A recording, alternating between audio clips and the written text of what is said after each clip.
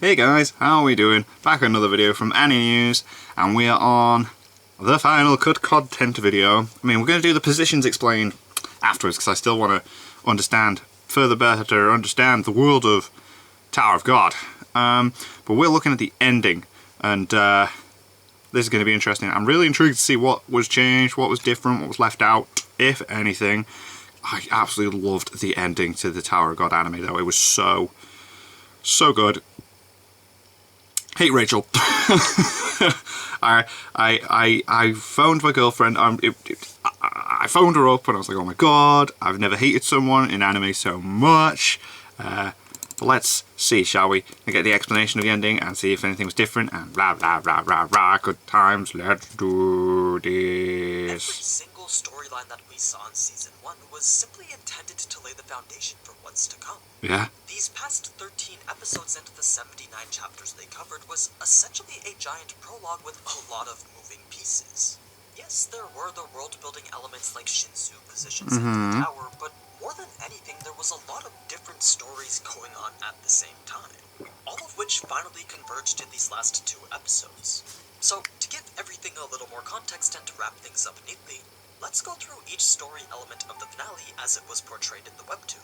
Ooh, that way, cool. if Season 2 ever does come out, you'll fully understand why Bam's in the position that he's in, for a god.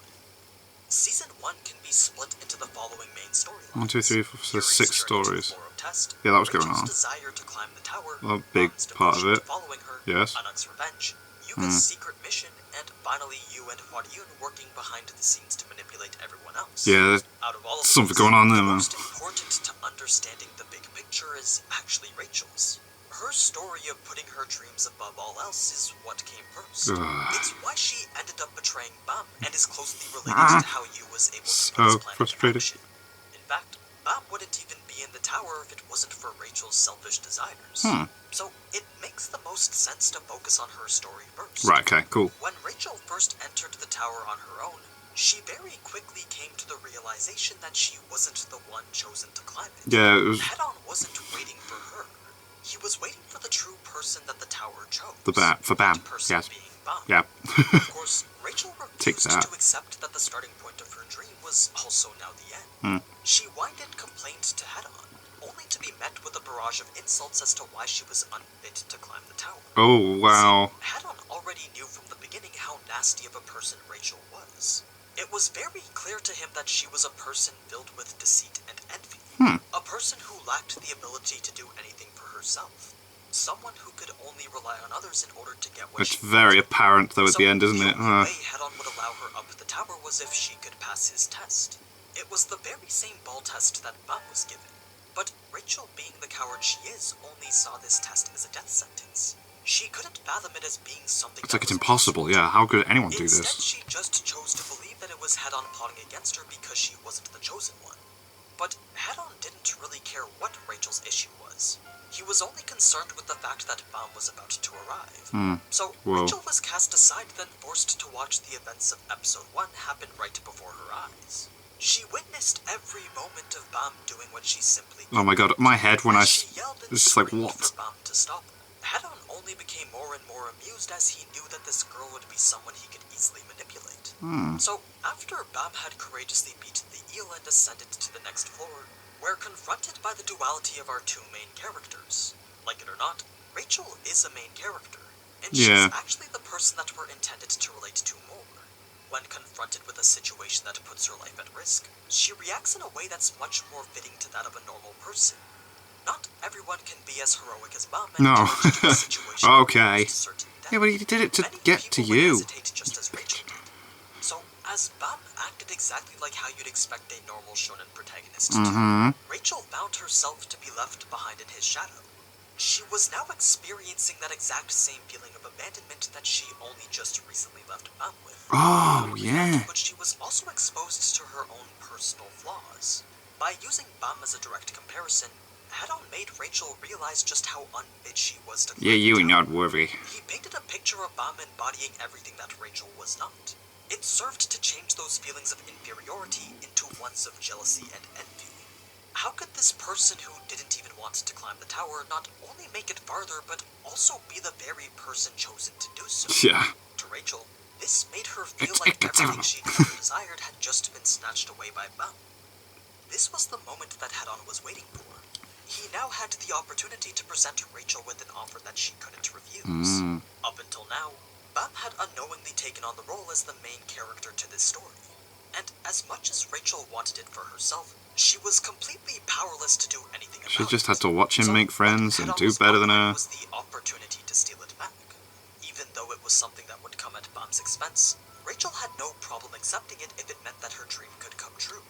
So after selfish. accepting the deal, Rachel was sent to the second floor along with her new friend Ghost. She was then greeted by Yu, who was given instructions by Head-On to take care of the rest. The rest being the whole plan revolving around Bam. It's here that we find out that Yu was made well aware of Bam's power as an irregular from the very beginning. Oh, whoa. Though we don't know the specifics, we do know that he was conspiring with Head-On and Hua-Yun to use that power to his advantage. Oh, wow, Before jeez. that could happen, though, a lot of things needed to be set in motion. Things that could only be So possible much by going on in the background. The guide. This was much more than just a title, though. The guide was a very special position that only a specific species of people within the tower could have. Silver dwarves like Eben and red witches like Hua-Yun. Oh, right, so they're And I types of honestly can't races. stress Wow, enough how okay. important guides like them are to the overall story. Learning a lot here. They have the unique ability to Red witches and find silver the optimal dwarfs. path Okay. for whatever situation. It's a very powerful analytical skill that borders on straight-up foresight. As Yu himself describes it, since they have the ability to know all possible paths, they can essentially predict and change the future. It's a power that stems from their talent to read the paths of others. Oh. They can see the route that someone else is most likely to take, or intervene. Oh, so that's why she... Wow, okay. Now, although it wasn't Cool. directly shown, guides have been very prominent throughout the entirety of Season 1. A lot of It seems what went it. on during the hide-and-seek test was implied to be a direct result of Hua-Yun's interference. I honestly wouldn't be surprised if everything before and after this point was because of her guidance as well. Yeah, wow, In fact, okay, there's even a Jesus. scene in the webtoon before the final test where Yu admits to Bam that everything was part of his plan, making Bam give up the crown, getting Ho to take action against Rachel, and even not completely healing Rachel's legs so that Bam would have to take the administrator's test, was all things that Yu made happen. What? But really, these were probably all ideas from Hua-Yun. Hmm. This was all part of her There's job of so being much Rachel's conspiracy. guide. Much like how Eben's job is to guide Yuri, Hua-Yun became tasked with guiding Rachel shortly after she was sent to the second floor. Mad. She was ordered to lead Rachel down the path that would result in her becoming the heroine to this story. So that meant getting rid of Bam. What Rachel didn't know, though, was that Yu was planning something a little bit different. To Rachel, that didn't really matter, though, because all Rachel was ever concerned about was being able to climb the Yeah, she tower. just wants to get to the top. She don't care about anything else. And that's exactly what she got. Oh my God. Just as Head-On promised, Rachel was now the centerpiece to this story. Yep. Regardless of what she had to sacrifice on the way, every one of Bam's friends was now dedicated to getting her to the top. To Rachel, yeah, they're all just going to help her to get to the top because she can't do it herself. She has to rely on others. It's like, ah. And just like in episode 1, Rachel was leaving him behind yet again. But that's not where this story ends. Rachel's may be done for now, but Yu's plan was only just beginning with Bam being pushed out of the bubble. You see, as the current director of the floor of test, Yu had to maintain a certain appearance the entire time. Of course. He needed to make it seem like the final test was administered in the fairest way possible. So, by having the administrator dictate the rules of the test, he was able to pass the entire thing off as if it went according to the orders of a higher power. That way, no one would suspect a thing if something like Bam's death was to happen in the middle. Yeah, no. Oh, wow. Everything would seem like it was how the administrator intended. Sneaky At least sneaks. that's what Yu was hoping for. As we learned during his final scene, Yu's end goal was to make it seem as if Bam had died here on the floor of test. He wanted to completely remove this irregular's existence from the eyes of Jihad. As for why he wants to deceive the rulers of the tower, Yeah. well, that's something that we don't find out till later. Oh, mate. What we do know is that he was conspiring with Head-On to make What's this going on? and he's Why? working with Hua-Yun to follow through with it. Yeah. But before we get into those final moments with Hua-Yun and Bam, there's still a bit more that needs to be said about the other storylines. Okay. Mainly with regards to Yuri's, as hers converges with Anak's and Ren's. Yeah, that was As sick, we that. already know, Yuri's team had been spending the majority of Season 1 trying to get to the floor of test. Yeah. The thing is, they were trying to be very discreet about it. They didn't want Evankel to know that they were intruding on her floor. Yeah, they were going through different This weird was routes, weren't something they? that Yeah. he was expecting. He already knew that Yuri's team was coming to intervene. Like specifically because of Hwari-Yoon's abilities as a guide. Guide, yeah, that's So, cool. as different members of Yuri's team start showing up during the middle of the test, that's when the other stories begin to get intertwined. Laure is confronted by Miss Ice Strawberry and her partner. Kun gets his lighthouse hijacked by another member of the Kun family. Yeah. Yuri goes to interfere with the whole assassination plot, and Evan goes to meet the test director. Evan arguably had the most important role because he had to explain why he was on the floor of test in a way that wouldn't get Yuri in trouble. Yeah. If Evan Kell was on the floor of test, then she probably would have killed every member of Yuri's team. That's just how strict she was about her rules. Lucky for them, it was just you. But the way that the final test was being administered didn't quite make sense to Evan. Right. He was aware that one of Jihad's assassins was currently intruding on the test, and that was something that Evan Kell most certainly wouldn't allow. So Evan was trying to use that as the basis for Yuri's intervention. Right. Oh, okay, that's, yeah, give him an excuse. That's cool. There should be no problem with Yuri stepping in to retrieve the Black March. It was an idea that Evan was expecting you to oppose at least a little bit, but instead he simply let it happen. All because of the single reason that this test was one given by the administrator. This made Evan believe that the test was going exactly how the administrator had planned. Everything from Ren's assassination attempt to Yuri's intervention was supposedly part of the test. Yu was even able to use this reasoning to prevent Yuri from interfering any further. Once her job with Ren was over, so was the extent to which she was able to assist Bao. This was Yu's natural style of fighting. Rather than use his own power, he prefers to manipulate others. Yeah, get other people to do it for him. Yeah, seems that way. Very clever. In this case, Sneaky. he basically took out Ren and deceived Yuri's team without having to so much as leave his room. Yeah. Now, the way that he got Yuri to back off in the anime was a little bit different than how it actually was. But the main point is that Yu was able to get Yuri to leave the floor of test. Had she stayed, then Yu's plan to make it seem like Bam had died wouldn't have played out nearly as well. Anyway, with all the third parties now out of the way, all that was left was for Rachel to push Bam out of the bubble. The thing is, if Bam was actually dead, it put into question whether everyone else would pass the test or not. You see, one of the conditions of passing the test was that both Bam and Rachel had to be alive by the end of it. But that actually wasn't the case after all. Prior to taking the test, Bam had come to an agreement with the administrator. In the case of his death, then every person would pass the test regardless of the results. Right. It made everyone feel as if they were now indebted to Bam. Well, yeah, it's going to, To everyone feels guilt. To fulfill Bam's wish.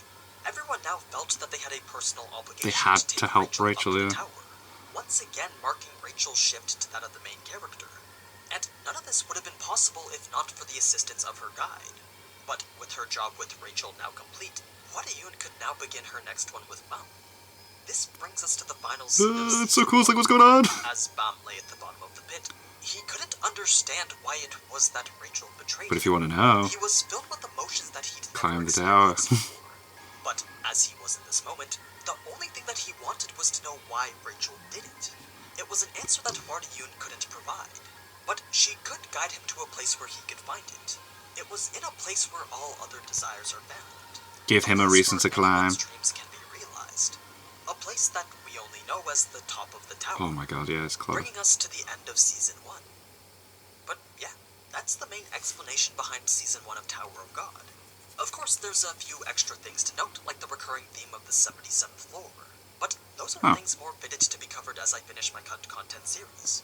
So, if you enjoyed this video and liked seeing all the details behind Tower of God, then be sure to check out my other cut content videos to see what exactly the anime missed out on. Anyway, let me know in the comments what you guys thought of the anime's finale. Oh, I loved it. After watching I episode loved 2, it. you have plenty of thoughts on the topic.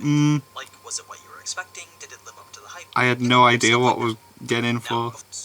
Now, as always, thank you so much for watching, and if you enjoyed this type of anime content, then you already know what to do. So, until next time. Ciao. Oh, mate.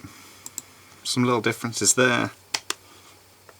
Oh, so much going on, so much conspiracy, and so many, like why?